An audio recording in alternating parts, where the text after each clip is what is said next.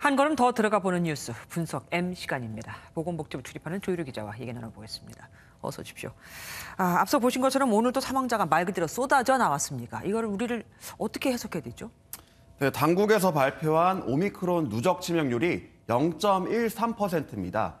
높은 수치는 아니지만 확산세가 워낙 크다 보니 사망자도 많이 나오고 있는 겁니다. 네. 단순 계산을 하더라도 오늘 신규 확진자가 35만여 명이니까 0.1%인 350명 정도가 사망하는 거죠.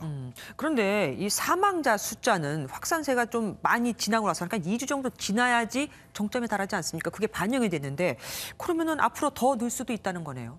그렇습니다. 그렇기 때문에 정점이 지났다 하더라도 당분간은 사망자가 계속해서 나올 것으로 보입니다. 예를 들어 지난주에 하루에만 62만 명이 양성 판정을 받았으니까 2주 뒤인 다음 주쯤엔 관련된 사망자도 수치상으로는 620명 정도가 나올 수도 있다는 거죠. 무엇보다 위중증 사망자 관리가 이제 관건이겠습니다. 그런데 이 치명률이 어떻습니까? 높은 편입니까? 일단 당국에선 다른 국가보단 낮은 상황이라고 설명하고 있습니다. 예. 미국의 누적 치명률이 1.21%, 프랑스가 0.61% 수준이라고 하는데요. 우리나라보다 5배에서 10배 정도 높은 상황입니다. 반면 독일은 어제 하루만 갖고 봤을 때 치명률이 0.05% 수준으로 낮습니다. 네. 국가별로 접종률이나 의료체계 등이 달라서 차이가 있지만 위중증 사망자 중심으로 의료체계를 개편하는 게 무엇보다 중요해 보입니다. 그런데 이 통계에 잡히지 않는 사망자가 많다는 얘기가 들립니다. 이거는 무슨 말입니까? 그렇습니다. 이 초과 사망이라는 개념인데요. 현재 공식 집계되는 코로나 사망자 수는 코로나가 직접적인 사망 원인인 경우만 해당됩니다.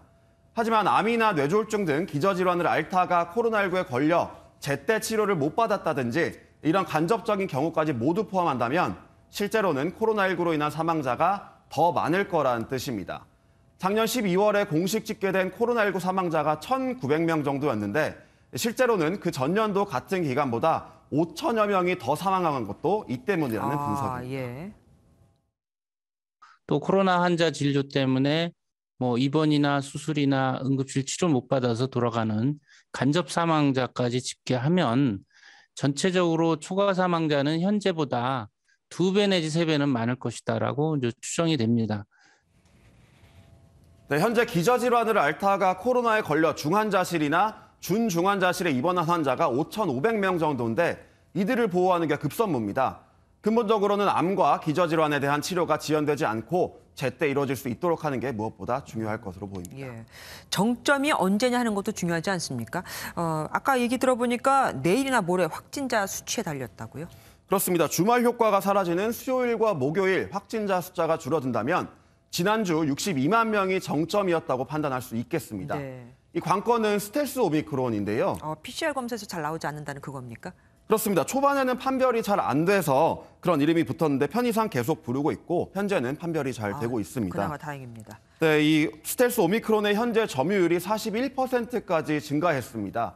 기존 오미크론 변이보다 전파력이 30% 이상 강한 것으로 알려졌기 때문에 이 스텔스 오미크론이 계속 유행하게 된다면 정점 구간도 길어질 수 있을 것으로 보입니다.